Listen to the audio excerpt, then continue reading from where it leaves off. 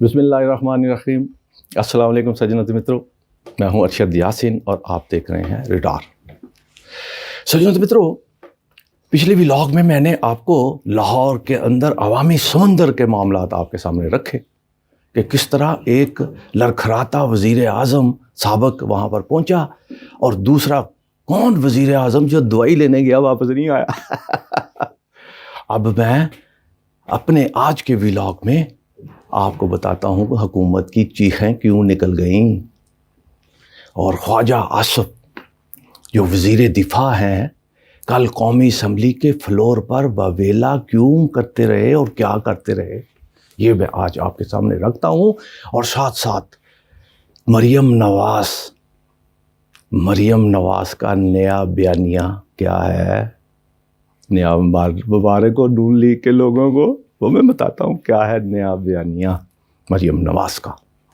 और उसके साथ साथ सज्जनों मित्रों, चीफ इलेक्शन कमिश्नर मुस्तफ़ी हो गए या हो रहे हैं, ये बहुत अहम मामला है। इस नुक्ते पे भी मैं आज आपके सामने बात रखता हूँ। और साथ साथ सज्जनों मित्रों, कल के अवामी समुंदर के बाद जिस तरह मैंने कहा हुकूमत की चीखें निकल गई हैं और निगरानों ने, पंजाब के निगरानों ने लाहौर के बाज़ इलाकों में जो ज़मान पार्क से इर्द गिर्द माल रोड समेत तमाम इलाकों में दफ़ा 144 नाफज कर दिया है। आपको मुबारक हो।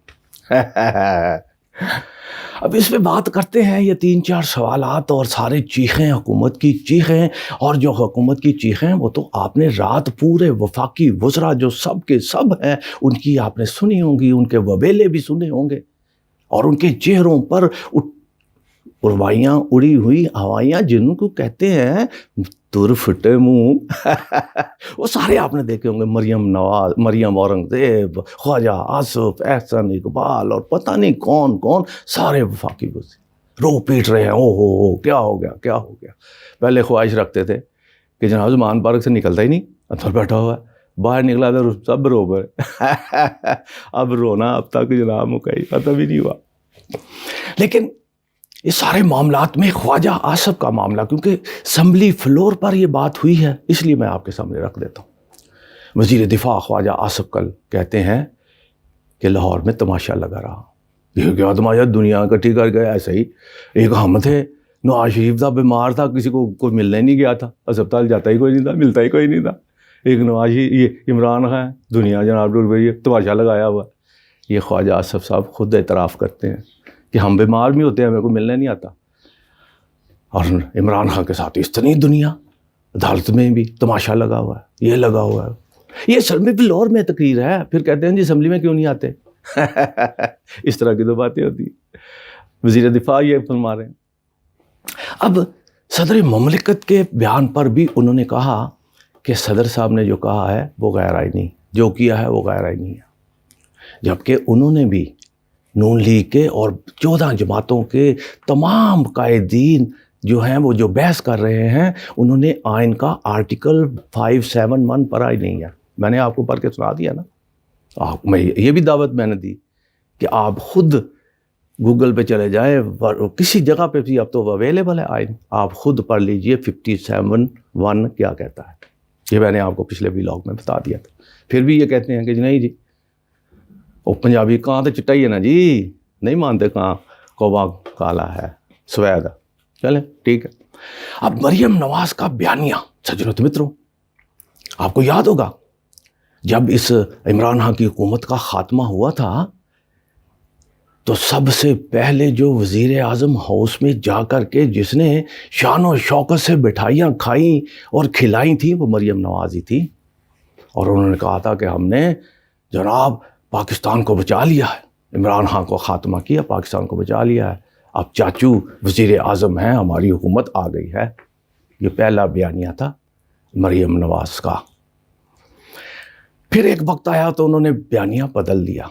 कहते हैं कि यू टर्न इमरान लेता है, लेकिन मैं बताता हूँ मरियम साहबा क्या कब क्या कहती रही हैं। फिर एक वक्त आया कहती हैं कि 28 नवंबर तक तो हमारी हुकूमत ही नहीं थी, वो तो किसी और की थी। हमें तो 28 नवंबर के बाद हुकूमत मिली है। ये दूसरा बयानिया मरियम नवाज़ का। सज्जनों मित्रों, अब तीसरा बयानिया क्या हुआ کہتی ہے اب تو ہماری حکومت ہی نہیں ہے، ہماری حکومت تو اس وقت ہوگی جب نواز شریف آئے گا حکومت میں، یہ چاچو کی ہوگی، ہماری نہیں ہے. جس پہ لوگوں نے شدید تنقید بھی کی کہ حکومت بھی ہے، اپنے مراد بھی ختم کروا لیں، چھوٹی جی نکی جی سرجری بھی کروا لی پاسپورٹ ملنے سے بعد لیکن کہتی ہیں حکومت ہماری نہیں ہے. اب چوتھا بیانیہ کل اسحاق ڈار سے ملی اور ان کی تعریف کی، ان کو شاباش دی کہ آپ نے جو اقدامات کیے ہیں بہت اہم ہے، مجبوری ہے، کیا کریں، آپ کو تو یہ سخت فیصلے تو کرنے ہی ہیں.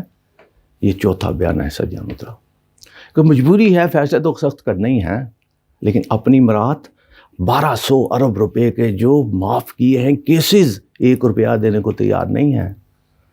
لیکن فیصلہ مشکل، بہت مشکل فیصلہ. یہ سجنت مترو بیانیہ. اب سب سے اہم معاملہ جو میں آپ کے سامنے رکھنے جا رہا ہوں وہ ہے چیف الیکشن کمیشن کا مستعفی ہونا. کہتے ہیں کہ ان کو بعض لوگوں کی طرف سے، انہی کی جن کی وہ ہمیشہ مانتے رہے ہیں اور غیر آئینی اقدامات اٹھاتے رہے ہیں، جتنے بھی فیصلے پی ٹی آئی کی خلاف کیے ہیں سب عدالتوں سے ریورس ہو گئے، کسی نے پوچھا ہی نہیں. لیکن جن کے کہنے پہ کرتے رہے غلط فیصلے، اب ان کی طرف سے دباؤ ہے کہ خدا دے واسطے سانو بھی بچا لو، ورنہ الیکشن تے ہوئے الیکشن تو رک نہیں سکتے. اب کیا حل کیا نکال رہے ہیں سجنوں مترو؟